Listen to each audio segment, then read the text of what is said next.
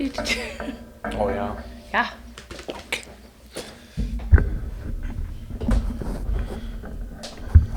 Ready? Oh, I'm ready. Ready? I'm ready. All right, let's do it. Welcome to Pancake to the Wednesday. Here we are. So today we decided to to make a left-hand turn. Yeah. We at the end of our last one, we were talking about turning your trauma into your triumph, and we've been doing some black booking again. So we decided to talk about that instead, doing black book and manifesting and things that we have talked about and maybe future stuff. But yeah.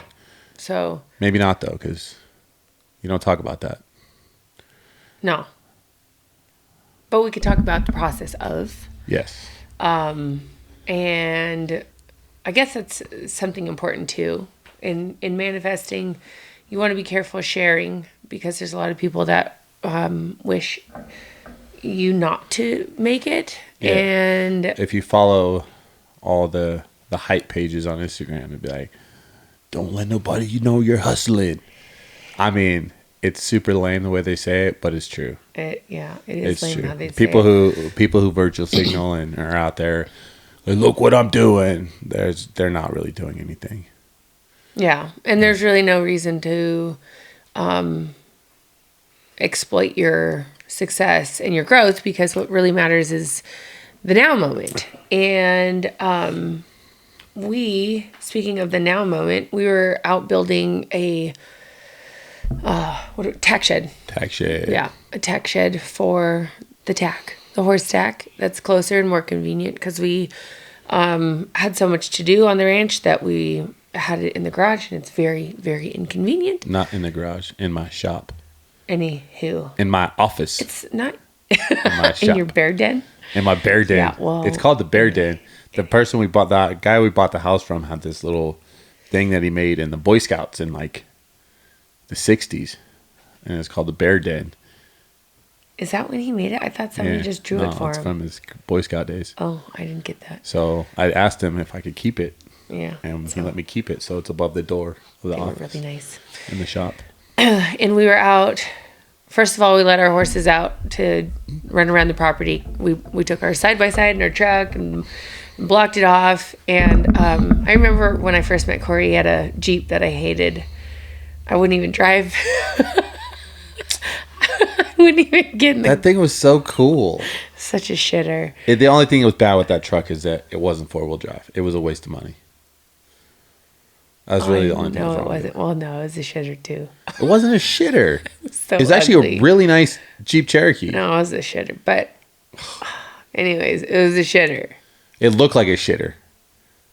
It was a shitter. It was really nice on the inside. It was pretty good. It was like a 90-something. It went from good. really nice to pretty good. It was pretty good.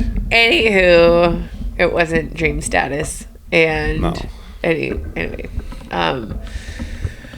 But actually, let's talk about the truck. Law of attraction. Oh, yeah. So this episode is like my passion. This is This is my thing.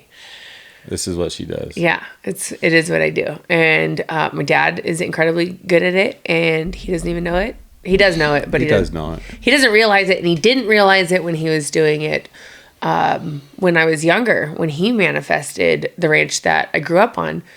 And there's been so many cool stories that I could share, but we'll try and condense them. Because throughout the years, I started seeing a pattern of thought, like, oh my gosh, when I think about something, it doesn't just like, oh, look, I wanted a truck and I got a truck. It is exact. So I told Corey, I want an F-250. I had my truck for 20 years, my Chevy Silverado, and I loved it. And the day I bought it, I said, I'm going to have this truck until the day that I drive it onto the dealership for a new truck. That is what I said before I even got it. I knew that was going to happen. And there was never going to be anything wrong with it. I had regular maintenance things and stuff to fix on a 20-year-old truck, but I never had a breakdown. I never had anything wrong with it. Best truck oh my gosh. And so we bought a trailer. We had a Bodie, and we had Scarlett and Bianca, and we had 2 dogs, Alice. Yeah, that time we only had 2. Hanker. And so we would road trip and, pile everyone into, it was an extended cab. Is that what it's called? Back seat. Yeah. Seat. But it had the half door. Yeah, it was a half door. It was. The it wasn't front door closed this way and the back door open. Which was perfect for me forever, but it was not a family truck and it was not a ranch truck. And the goal was going traveling, pulling a bigger trailer and horses, and pulling a gooseneck setup for the trailer. Horse trailer. That, by the way, we didn't have horses yet. This is just, we foresaw that. And we went on a vacation to California. This is a California trip we were talking, right? Was that the 10-day? No. This was a different one. This was my birthday trip. This was my birthday trip. Birthday trip in 2019. Yeah, in 2019, yes. And we literally got to California and the transmission was toast. Took to shit. Yeah, we were going up Cajon Pass. Cajon, whatever. Yeah. We were going from Vegas to California and Cajon Pass. Cajon.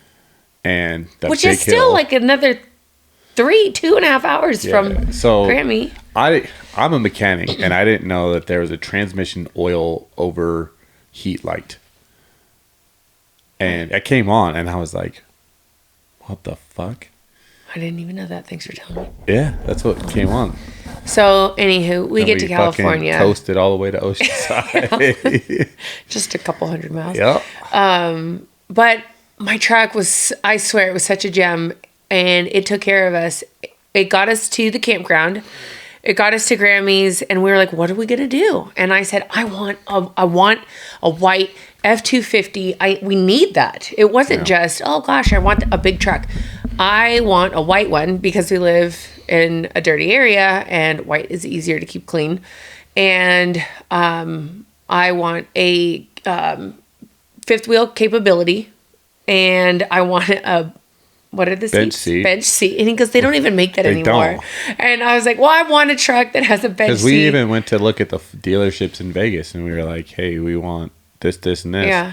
Like, it has to have a bench seat. And they're like, oh, that's the deal breaker. Yeah. Is there's no bench seats anymore. You have to get a used. Yeah. And there wasn't and I also models that checked up all the boxes. Yeah. And I wanted the back window that the power back window. Yeah, electrically would open up, because at some point we wanted to put a cab on the back of it so the dogs could be in the back and have the air conditioning with us. And I wanted it to be pre-owned because we didn't want to take the hit on a brand new vehicle. We did that with the Dodge, and which is great. I'm all for brand new for a lot of reasons.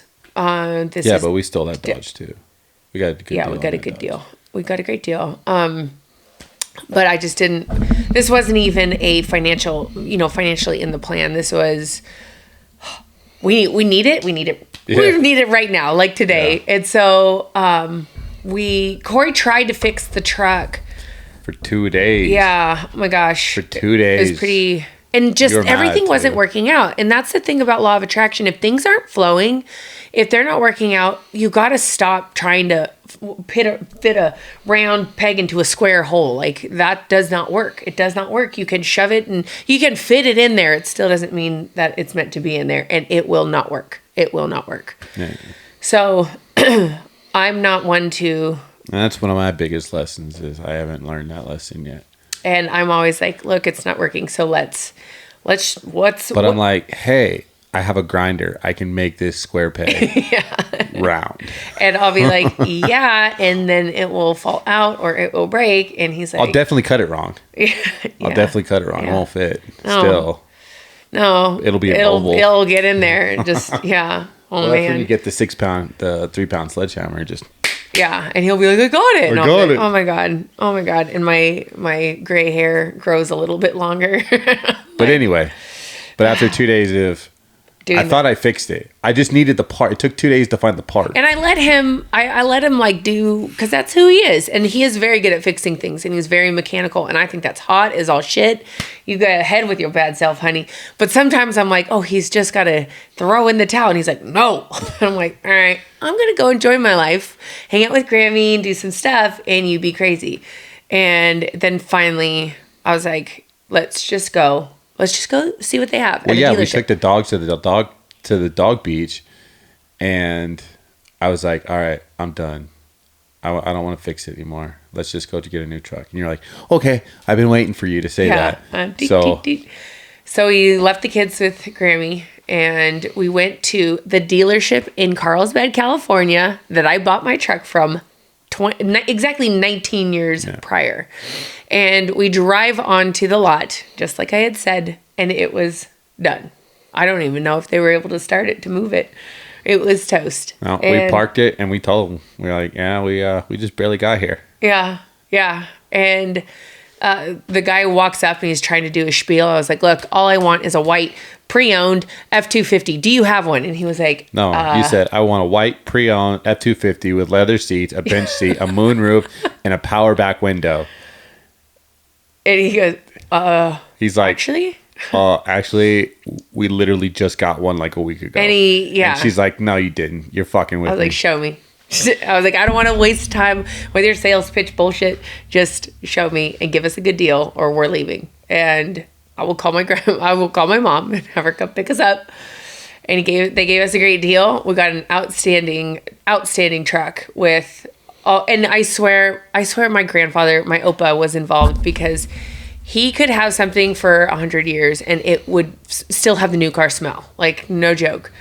And I got in the truck and I was like, my Opa for sure. And also a picture of my Opa fell out of my Chevy truck. When we were cleaning it out. When we were cleaning it out. And I was like, dude, he totally had something to do with this, because it was spotless. Oh my goodness. The guy we bought it from, it was a single owner, and he lived in California his entire life. The truck was in California, didn't go anywhere, had low miles. It was a good truck. And clean as fuck. Oh, So that has been our baby. We love that truck, and we had to expand. It was a little heartbreaking to let go of my Chevy, but you got to do what you got to do. You yelled at them. They offered you X amount of dollars, and you were like, I've had that truck 20 years. You need to give me $500 more. Yeah. And they were like, I said, well, I'll leave. Yeah, you're like, we'll leave. We don't need it. We'll figure it out. Done. $500 more. And they're like, oh, okay. There's $500 more. It's like, it doesn't work. I don't care. It did. I love that truck. It's like, all you have to do is find the right. It was a pressure something that was in the transmission that went out, and all you have to do is fix it. And they kept saying, "Oh, well, we won't fix it because it's too old." But you're like, "Just fix it. And give me $500." Yeah. And then my dad decides to tell me that, oh, I would have bought it off you for more. And I was like, oh, okay. Anyways, that was communication. That's a communication. But the point being is that we spent, from the time that I sold the Jeep, that we knew, or the time that we bought the trailer, we knew we needed a bigger truck for the trailer. And we were very specific on what we wanted. And we were like, we want this or something better. And it wasn't that we were actively seeking it. We wrote it down in the black book. We were open to allowing. That's huge. People will say, I really want this, but are you ready to receive? Are your arms and your energy open, ready to receive, and allowing yourself to gain what it is you're asking for? Because a lot of the times God will deliver and people will be like, oh, or they'll lose it, or they say no thank you, or weird stuff. And like the truck, we could have just kept trying to fix it and spent money and time on that, and instead of saying, hey, let's level up, we're ready. And So from there, we were talking about some stuff, and Corey was cleaning up stuff, and he grabbed the black book, and he was saying, man, we manifested a lot of stuff from there. And I opened it up. I don't know. Oh, I guess I just said, let's go right in it. And June 11th, 2020, I did this once with my apartment as well, but it's the same thing. It's happened more than once. It's not like, oh my gosh, this is the first time this has ever happened. June 11th, 2020, which was last year, a month before we even knew. Was it a month or two? It was July 24th is when we came and met Jake. Yeah, because what was it? It was, what's September? September's 10. So April is when I was like 10 is October. I don't know what you're saying. September. Well, remember, because then I don't know if it was like the second or first or second one, we were talking about a plan when I was working for when I quit Tao, and we almost moved to the campground. We were like, fifth wheel life. I was like 6 months. If we don't figure something out in 6 months. Oh yeah, you told me in September. By September, if we didn't find something that we would. And it was before we wrote. Oh yeah, it was April. It was April. Yeah, so April. Yeah, it was April, and sometimes that you have to let go of your fear and your control. And no, it's February because I said 6 months. September's 9, right? Yeah. So it was February or March. Okay. It's the surrender. There is so much in surrender. You have to get clear on what you want, but then you have to let go. You have to get out of your own damn way, because we're not capable of achieving the degree of what we're meant to have in our paradigm, right? In all of our paradigms. So I just knew, I get to a point where I know without a doubt, without a shadow of a doubt, there's a certain aspect, all of us do, I just am really good at trusting it, that feeling that you have when you're really fucking unhappy, really out of place. You hate your job, you hate where you live, you hate your relationship. There's so many different aspects, and we are so uncomfortable in it to the point where it almost makes you sick. You're sick and angry. But it does make you sick. Oh, it does. Making you sick. Yeah, it actually brings out a plethora of illnesses, diseases, colds, flu, whatever, anxiety, depression, all these things. If you have anxiety and you have depression, you are not living your freaking truth. And it's not even like, this quote unquote living your best life. That's not it. It's living your truth. It's like, if your truth is you're 9 to 5 and you're fucking killing it and you're doing a great job, then that's you. Yeah. Like all these people, social media's made it terrible where you feel like you got to live your life on fucking vacation. And that's great, but that's really not for everybody. No. Some people's truth is fucking killing it in the office. Yeah. It's just not everybody's, and it doesn't happen to be doctors, ours. You can't. Yeah, there's some doctors out there that you can't not go to school and learn properly to do brain surgery. Right. And you also have to be, brain surgeons are not just your normal person. That is a dedicated individual. Yeah. That guy's got fucking. That's next level. Yeah, his mind is very, very neatly organized. Yeah. And So, but and that is the point. Live your truth. That's a good one. That's a very good one. But they sacrifice, and it's about sacrifice too. It's like, again, it's living your quote unquote best life versus living your truth. There's so much to sacrifice when you're living your truth, because just like when you're confronting a friend or something, truth separates people. Yeah. And it's not sacrifice. It's not sacrifice. But in layman, it's a sacrifice. It's a sacrifice, but not, I guess, the typical way we would define sacrifice. Right. You're not going without. You're making the decision to not do these certain things because your goals don't have anything. If we'll put Vegas, right? Like, people like to party, right? But I don't. You don't. Our focus is completely different. Like, if we lived in Vegas and all our friends are out partying, quote unquote, that would be a sacrifice for us to not go party with them because we're on a different path. And it's always been, I told my friends for years, I mean, I partied, don't get me wrong. We both had our fun. Yeah. We both But at that wilded time, out that's just who we were at that time. That is who we were. But we also outgrew it quicker than most because we had so many dreams to accomplish. Mediocre is for pussies. That is our thing. Pussies. Mediocre is for pussies. We actually have a banner that says that. We do, because that's something that we live by. That's something that we started. I think I was yelling not at him, but about, God, I cannot do mediocre. Mediocre is for fucking pussies, and we're not pussies. And it was when I was, I guess, trying to get through to him, not like he didn't get it, and I was trying to figure it out myself, what it was that I was searching for, because I really have loved our lives together. And just because you want more and you're ready to expand doesn't mean you're ungrateful for where you are. I have so many people say, God, I'm so selfish.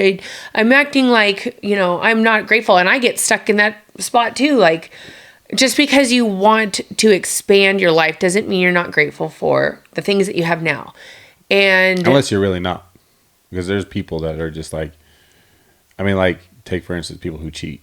Right? Yeah, but we're not talking about them. But I know. But yeah, if you think the grass is greener on the other side, you're completely wrong. What you do to expand is water the grass on your own side. For sure. And watering grass on your own side takes a lot of nurturing and love and care and attention and focus, and not looking over there, right? But you want your lawn to get greener. You want your trees to grow. You don't want to sit here and, oh, cool, I planted the seed and now my tree is a foot tall. It's not bearing fruit, but it's at least there. You don't stop there. You fucking keep fueling it and nurturing it and loving it and caring, etc., right?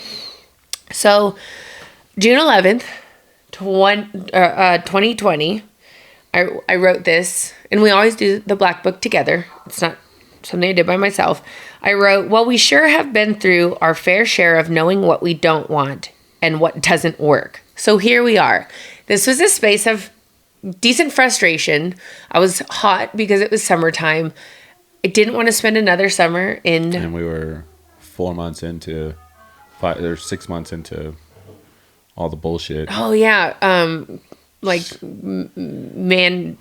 mandate bullshit. Fucking people hoarding shit at the grocery store. Oh, yeah. I'd wake up and go to get creamer, and everyone was like, I gotta stand in line for a mile. I was like, you guys are so fucking stupid. And then I'd go down to the other grocery store there was no line. I was like, these peeps crazy. Anyways, so I was done. I was toast. Like, So under that, I put goals.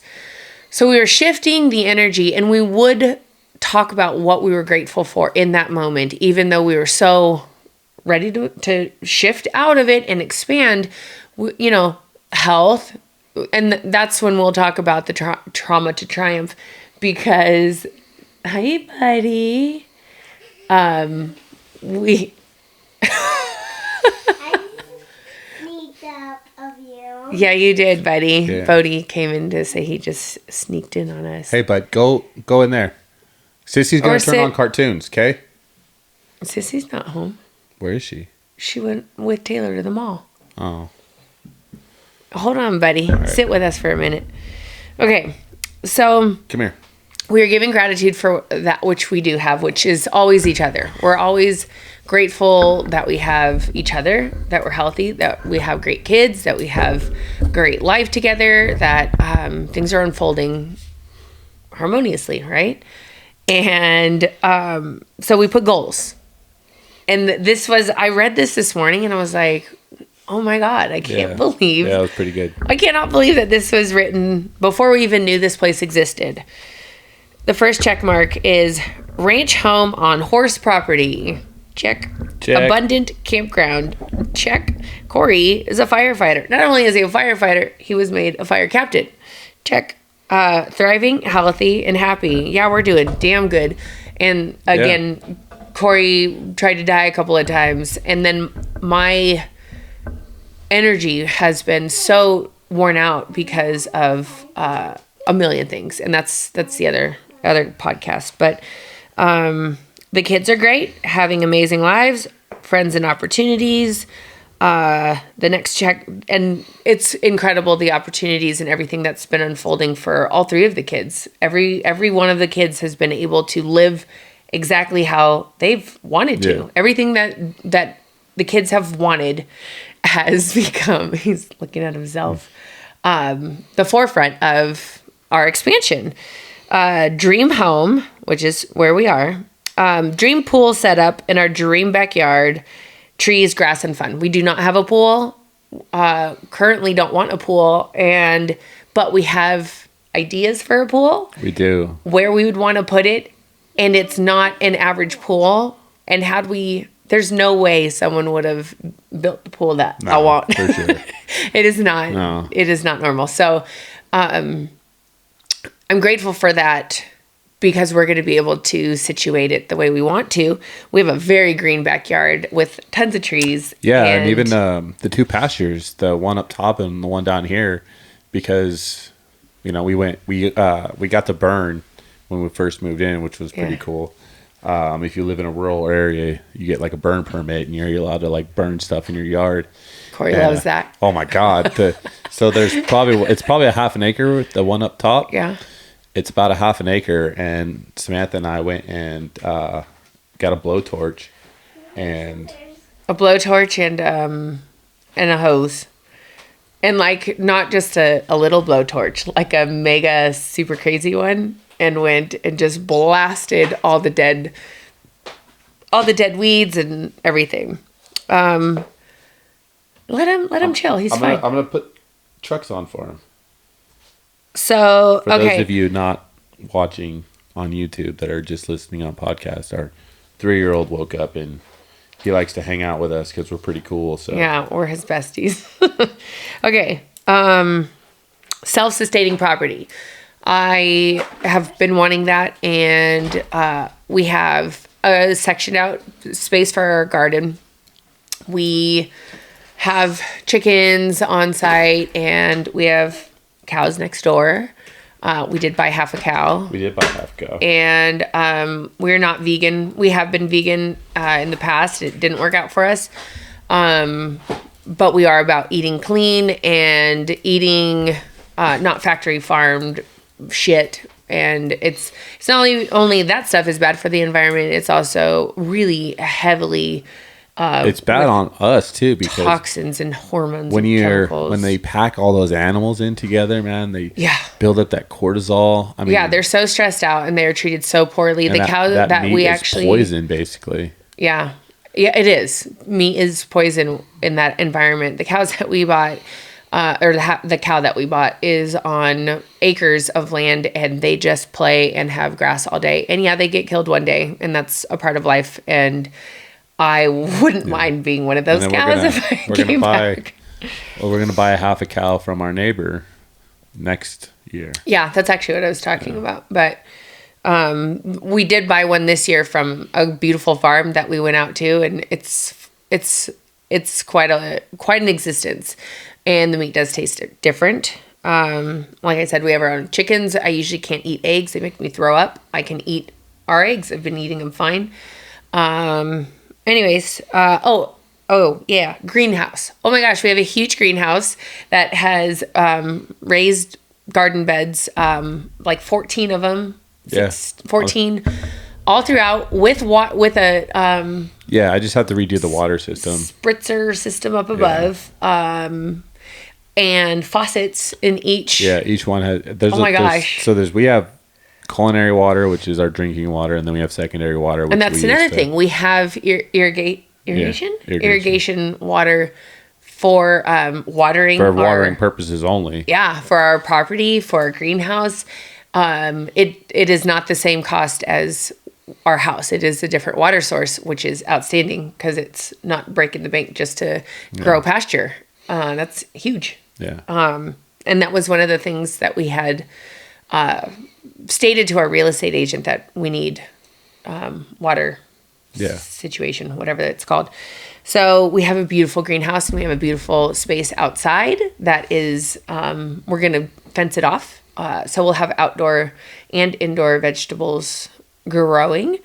And we just found out our cool friends that we absolutely adore, Tommy and Casey, told us for $15 you can go get all the soil that you need. Well, it fills up a truck.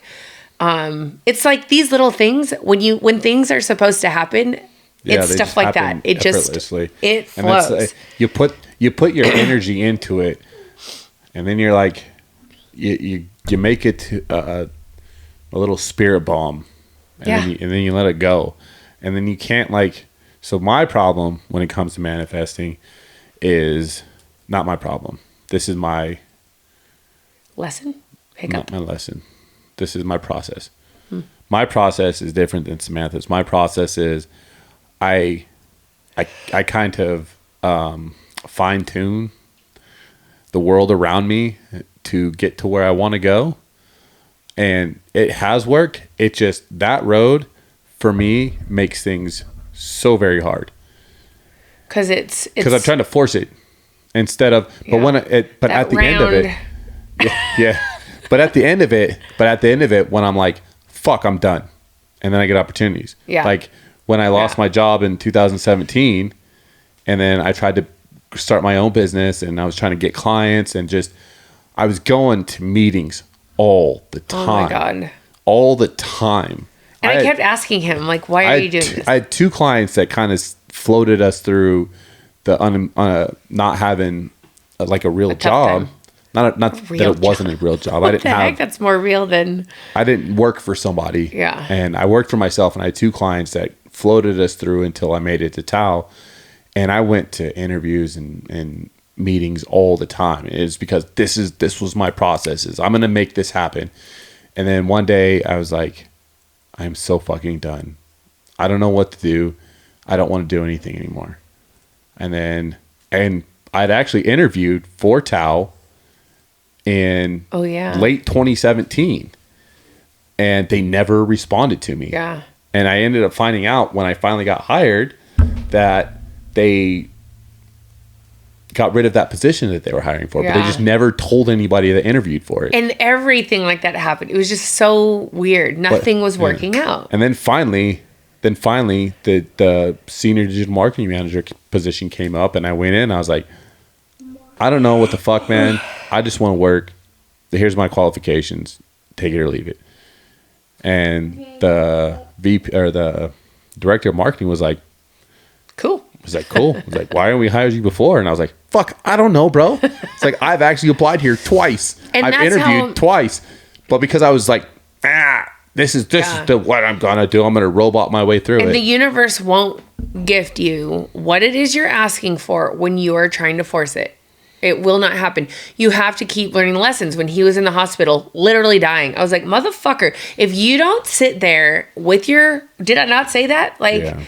No. If you don't sit there and expand your mindset and your truth to allow, you are going to end up back in here, and you're gonna fucking stay. And you have to let go. And by that last time that I was at UCF, remember when I had that breakdown when I was at the VA hospital? Finally freaking cried. I fucking cried. That's when you just left. The nurses called me, and they That's when you had left, right? Were you still there? No. I just went to Sausalito. Yeah, you went home. Because his surgery was supposed to last hours. Not that day. That's when you had your breakdown. Later that day, too. Remember I called you, and I was like, I just don't know. I feel like... Yeah, and the nurses called me first because they were like, he can't even contain himself anymore. And usually it'd be like, how are you doing? I'm fine. How are you feeling? I'm fine. Okay. And the doctors were like... He's on so much pain meds, like it could kill him. Like at one point when he was in ICU, the doctor was like, I have to put him on so much Dilaudid that his body might shut down, and we'll just put him on like the respirator and stuff to keep him alive so his body can relax enough to heal. That's how much pain meds he was on. He was barfing in front of me and all kinds of things. And I'd be like, what do you need? I'm fine. Like, I feel like you're not. So, and then he'd come home. He'd come home from the hospital, and he's got a backpack on with his TPN. And then he'd be walking around. I'm like, how you doing? You look like you're going to die. And he finally was like, well, I don't feel very good. Like, okay, like this is over and over. And then finally, after 2 years, they did another surgery on him. The doctor was like, this is it. This is the answer. We're just going to cut out half his pancreas and give him diabetes. And we're like, cool, he's going to live and we don't have to be here anymore. Yeah. And the doctor calls me and goes, and we're going to touch on this in the next podcast, but I'm bringing this up because of the power of surrender. Because afterwards, I was like, I'm not done. Okay. Hold on. This is important. I know you like to tell the story too. But this was my part of it, was the doctor calls me and said, and it was like not even an hour after I left the hospital, and it was supposed to be a few hour surgery. So I was like, and it wasn't a nurse, it was the doctor himself calling me. And he said, well, when I cut him open, his organs were like cotton candy, and I can't sew. That's the only way I could describe it. If you were to sew cotton candy, it has nothing to stick to. And if I poke his colon, he will not survive. Like, that's it. And so I was like, oh, okay. And I didn't even know what to say or do. I said, thank you. Anyways. And so shortly after getting off the phone with the doctor, I think I was frozen, and the nurses called and said, so your husband is having a bit of a meltdown and he's inconsolable. Can you get over here quickly? did they use that word? Oh yeah. They were like panicking, and I was like, shit. Okay. And then you called me. Then he calls me on the phone. He must have been like just out of surgery and didn't have his phone on him. And he's full on crying. And like I said, motherfucker never cried. Didn't let it out. Oh, I'm fine. I'm just dying, but I'm fine. I swear. I'm good. And so I just talked to him, and I was like, okay, this is good. Was there any point in your life that you wanted to die? And we talked about that, and we'll get into that another time. And everything was coming forth for him to finally surrender and release and let it out and not control and not try to protect me and not try to protect anybody and not be stoic, to just be human and let it go. Let shit surrender. And then things started to go differently, and we'll save that for the next one. Well, no, I mean, we could talk about it a little bit because I'm not done. Well, I was supposed to go to UCSF from the VA hospital to work with Dr. Mustafa. What was his last name? I think Arain. Dr. Arain. Yeah. And why did you call him Mustafa? because his first name is Mustafa. Oh. His name is Mustafa Arain. Oh yeah. Okay. Yeah. So they said, "Oh, you'll go to UCF when there's a bed," and then that morning I was like, "There'll be a bed later," and they're like, "Yeah, probably not for another couple weeks." And I was like, "I'm gonna be home before June." They're like, "Yeah, no." Oh yeah. No, you won't. So they woke me up at 2:00 in the morning. They're like, "They have a bed for you at UCSF," and I was like, "I was just waiting for you guys to tell me. I already knew." Yeah. And then they took me. Oh, right before, really quick. That's when I said, you need to go like have a talk with God. You need to walk I did with that. him. Like I did that really long meditation. Yeah, that's what I was talking about. Was that I called you from my room because I called you from the. Oh yeah, you called me late at night when you were. I called you going from to bed. the recovery room when I was inconsolable. But then I called you later from my room, and I was like, I had like an anxiety ball like in my chest, and I didn't know what to do, and then I cried more. But he finally cried to me. I wasn't I wasn't coming off of all the drugs from being put under, but I was still on a lot of drugs. No, but that was an emotional, like, dude, what do I do? And he said to me, finally, he was like, I'm scared, and I feel like my body is killing me because it's literally digesting my organs. Yeah. And he sounded terrified, and he sounded sad, because there was that moment he was like, I legit might die. And I was like, yeah, you might, but I don't see that. And I didn't need him, like this panic need for him to live. I talked to God myself, and I said, if he needs to die, please don't make him suffer anymore.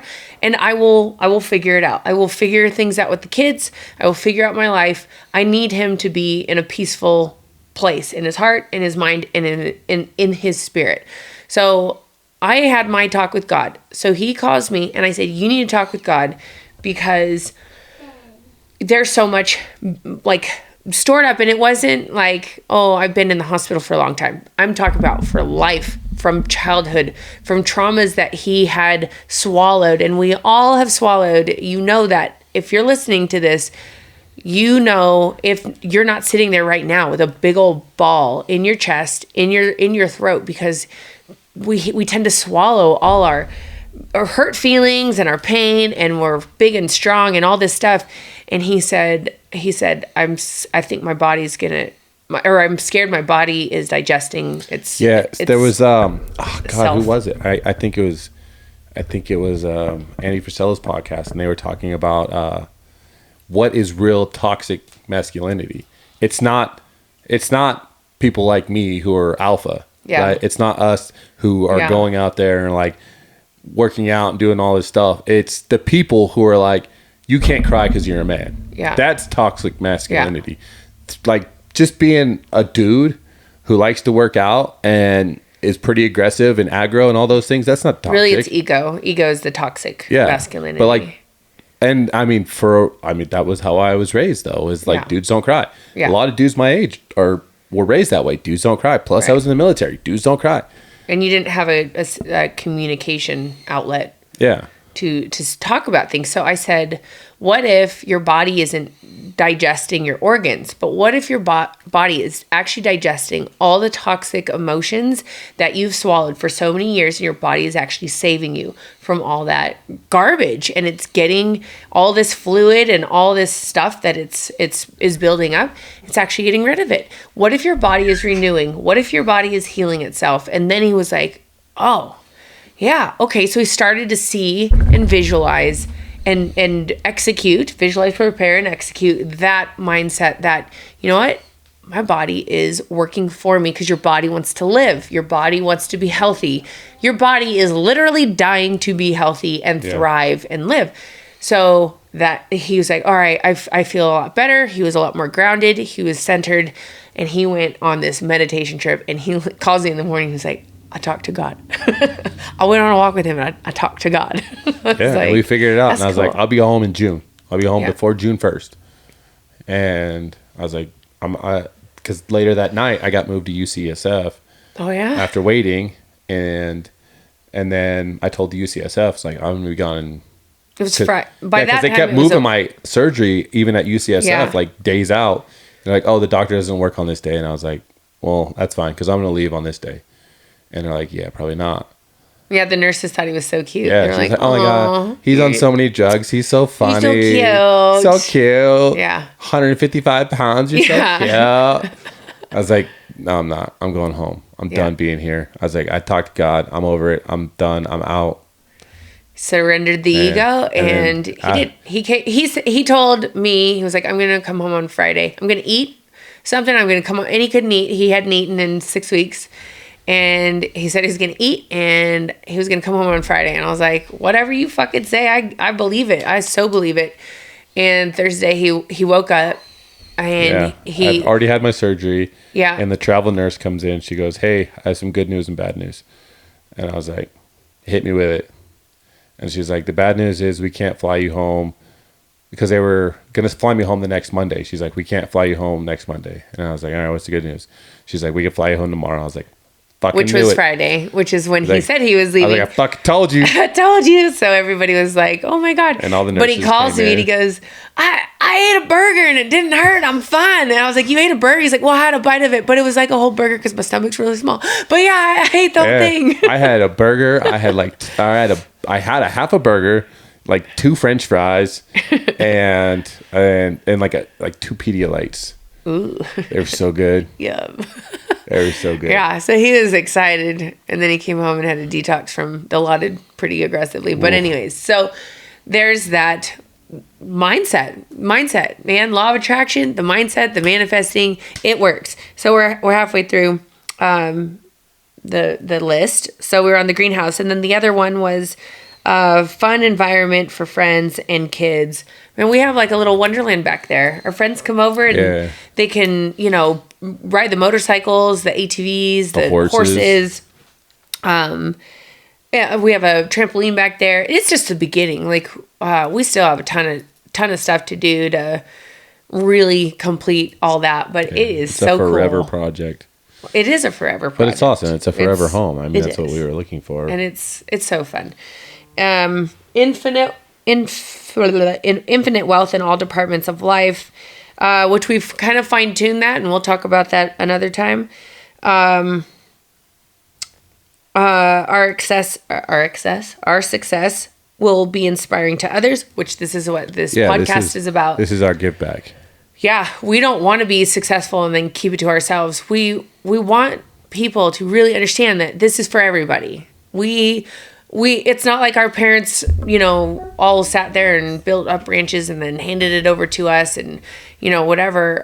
My parents have been very supportive. Grammy's been very emotionally supportive, and Papa and I are business partners. So, Papa's come out here and he helped me rebuild the horse stalls and the chicken He's taught him how to do so much in a day. Yeah, I took all the stuff. I mean, I know how to fix things, but I didn't know how to build things.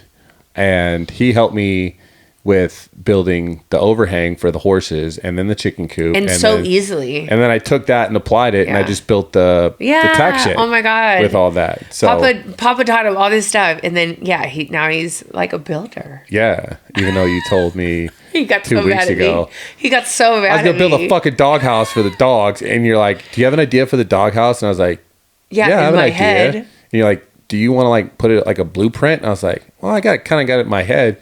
She goes, well, you're not a builder. I didn't say it shitty at all, actually. I said, well, you're not a builder. You should get a plan so it's like solid. And he legit got mad at me. I said, I didn't get mad. I turned around and go, well, thanks. No, you said, that's what I want to hear right now. No, and I said it thanks. Shitty. You said, I promise you said, well, that's really what I want to hear right now. That's not what I said. So I went to my eyelash appointment, and my chick was all, so how's your day? I was like, cool, it's good. Corey's pissed off at me. And she's like, why? And I was like, because I told him he wasn't a builder when he's building a doghouse, but watch, he's going to build the most badass doghouse you've ever seen. And I did. It's not all the way built yet. I got to put the front door on it, but it's pretty good. And I'm putting wood floors in it. Motherfucker. He's going to put an air conditioning. I am. Heater. Yeah. He was going to build a loft for Sergeant. But Sergeant won't go in there. Yeah. Anyways, and so then we put surrender, trust, and faith. Oh my God, faith is everything. And then we allow the upgraded life in this or something better. Or something better. We always put that at the end because this is our minimum, right? Like when you go into anything, there's always a bare minimum, right? Like this is. It's as big as we know how to think. When you want to go to a job, right? Like this is the minimum qualifications. However, we expect more of you. Right. Right. Well, but it's not just the minimum. This was a dream that we knew existed, but we didn't know how to get from where we were to there. So it's not just a minimum. It's just sort of a starting point. A starting point. Yeah. I guess I shouldn't have called it a minimum. It's a starting point of where our mind was, but it's just that it's getting started for that creative process, however your process may be.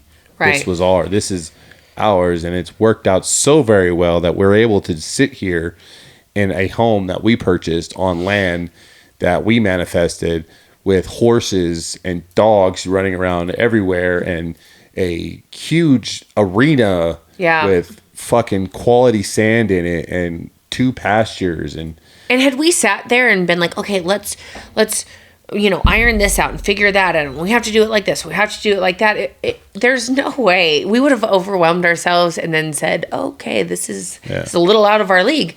But we didn't do that. And that's the beauty of surrender, and we continue to do it. I'm not going to read this out loud because it's the next stint of our journey. Yesterday we went on a side-by-side ride in our beautiful backyard country of Tokerville, and pretty much the whole way out there we were talking about stuff. I was feeling this energy. When I feel this energy, it's not like, oh cool, Corey, I have this great idea. It's like God speaking to me, and I listen. I don't doubt it. I don't question it, and I don't wonder if what I'm being told is right or not. I know it's right. And so I was talking to him about this topic, and it is going to be the expanded version of where we are. It doesn't have to come anytime soon, but we're also open to it coming today.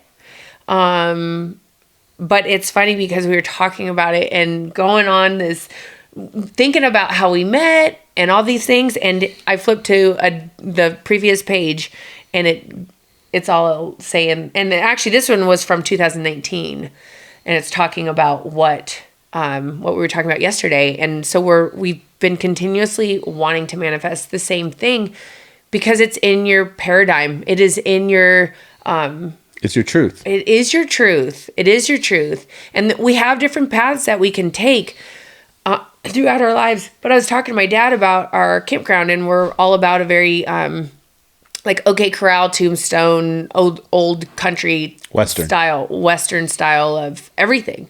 And it's really unfolding in a really cool way. It's been a ton of work. My dad has put in incredible amounts of physical labor, building and creating. Blood, sweat, and tears. Huh? Blood, sweat, and tears. Blood, sweat, and tears, like like crazy. Lot into it. We all have, but my dad and Dave, that he works on site, they're just incredible. They impress me so much. But my dad, it's really happening now. Like, he's creating this freedom-based Western getaway campground in the desert that where people love to come to, and the people that come are just, they're like, it's a gem in the desert. Like, it's the Wild West. You can go out there and be you and you know, live under the stars, and just cool. And he was like, oh man, I loved all this since I was a kid. And he was born in Germany, and even in Germany, he was so obsessed with Roy Rogers, which is why we call it Happy Trails, by the way. And so now it's unfolding, and it's not so much that he was obsessed with something as a kid, so it turned into something as an adult. But whatever it is, whatever your truth is, it's always in your paradigm. It's in like your software package. Like, you know, if you are if we're like computers, spiritually speaking, not like what's his name, Elon Musk speaking. I mean, like, spiritually, you have a software package, and my software package is outdoors and country life. Corey's is fitness and family, and mine is family as well. But there's certain aspects of us that we focused on first. And I actually have always been family first, but it just took me a while to realize that's what I really wanted. It's like a husband and kids. It did. Took a real manly man to make me realize, like, oh shit. And then them babies helped that along. Anyways, it's already there. Like, if you dream about, you know, the beach or traveling or, gosh, whatever it is, it's not just a silly, frivolous, cute dream. It's a part of who you are. And you can go down the path of fear and small-minded thinking. You're more than welcome to do that. But if you step out of your comfort zone and really get down to the nitty-gritty of who you are, if you want to be a sweater knitter and knit sweaters on the frickin' river, then go find you a little home, and it will unfold. It's unbelievable. Yarn galore will unfold for you to knit all the sweaters you want to, and you'll find yourself in this cute little cottage home that you always wanted on the river. And it's not a fluke, and it's not an accident. These things, the reason why we wrote down stuff 2 years ago, and it's unfolding exactly how we wrote it down. That's not a coincidence. There's no such thing as coincidence. None. Zero. Everything happens for a reason. Every person that's in your life is for a reason. Every emotion that you go through is for a reason. All of it. It is divine to its most highest degree and highest form. Preach. I love this. This is tough. It is. It is nice stuff. But yeah, I mean, at the end of the day, man, you don't worry about living your best life. You should just try to live your true self. Yeah, every day. It's about truth. And how do you want to feel when you wake up in the morning? Yeah. Do you want to... God, I used to wake up and I'd go to bed not wanting to go to work the next day. And then when I wake up in the morning, I love to wake up. I can wake up at 4:30 in the morning when I'm feeling great and be happy with that. But I did not like waking up at any time of the morning to go to work. I want to enjoy my breakfast. I journal every single day. I write in my journal I write manifestation stuff down. If I'm having stressful times, I write that down. I get it out. Because when you write something and your eyes see the words and your hands write the words, those are three frequencies that are now speaking to your brain and lighting your brain on fire in a good way, awakening your soul to what your truth is. And affirmations, that's what I wanted to talk about. A lot of us have, I don't know if you can see this. Is it backwards? Or does it go regular? No, just read the name of the book. I just wanted people to see it. Can I do that? Yeah. You Can Heal Your Life by Louise Hay. It's really colorful and it's really fun to look through. And it's really pretty. It's because when we're not living our truth, we'll have ailments, whether it's anxiety or our back hurts or our knee hurts or a hip. Okay, 4 minutes. Anyways, that will take us into what we're going to talk. We will talk about the turn your trauma into your triumph next. But this book is great because affirmations bring you everything. You repeat them daily. You find keywords. You find power words that make your heart feel different when you say them. One of mine is dynamic. I love dynamic living. And so I'll use affirmations that have the word dynamic in them. If your knee hurts, this will tell you the spiritual reason why your knee hurts, or if you have asthma, or if you have anxiety, or whatever. If you say this out, this is why you have it. This is your fear. This is where you're stuck, and then it'll give you an affirmation to shift yourself above and out of it, and then you move forward. And those affirmations, you say them in the mirror. You can say them anytime. Set an alarm. Do them in the morning. If you say it in the mirror, it will amplify because you're looking your spirit in the eyes, and there's nothing more powerful than looking yourself in the eye. And self-love. It's a confidence booster, too. It is a confidence booster. They say that you're supposed to do that before interviews. Just stare yourself in the mirror in the Superman pose. In the Superman, yeah. Ha when you say I love you to yourself in the mirror, you will at first laugh and feel super stupid. And shortly after that, you'll start crying. And then you'll probably get mad because you're most likely actually wanting to say I fucking hate you. And then it will shift beyond that. And then it'll start to turn into a genuine, oh my God, I do love you. You are amazing. You are beautiful. You are a creator. You do deserve all these amazing things to come true. And then shit starts happening.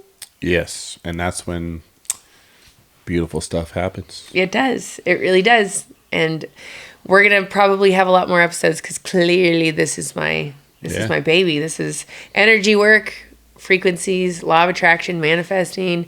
In the true form, not the trendy sense of it. I get down to the nitty gritty and we really hit some things on the head because anybody can live their dream life. Absolutely everybody. Doesn't matter where you come from. Here's some homework.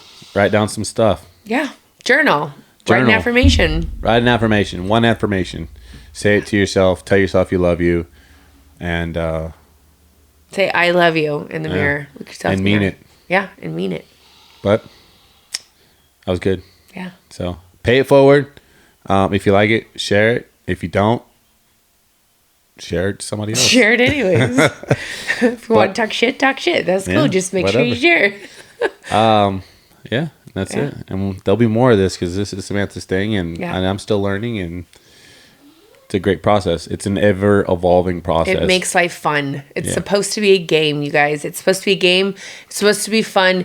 And you're supposed to laugh every day. I said if I could have one, I have seconds. If I could have one thing to tell Scarlett in her life and Bodhi is if you can laugh every day, you're doing life right. If you're not laughing, belly laughing every day, change your life. Change your shit. For sure. I like it. If you're not laughing, your shit's broken. Yeah. Fix that shit. Or adjust it, Yeah, some people just definitely need to adjust it. Shiatsu. Shatsu. All right. Massage. Okay. See you next time. Peace out. Peace out. Eight down.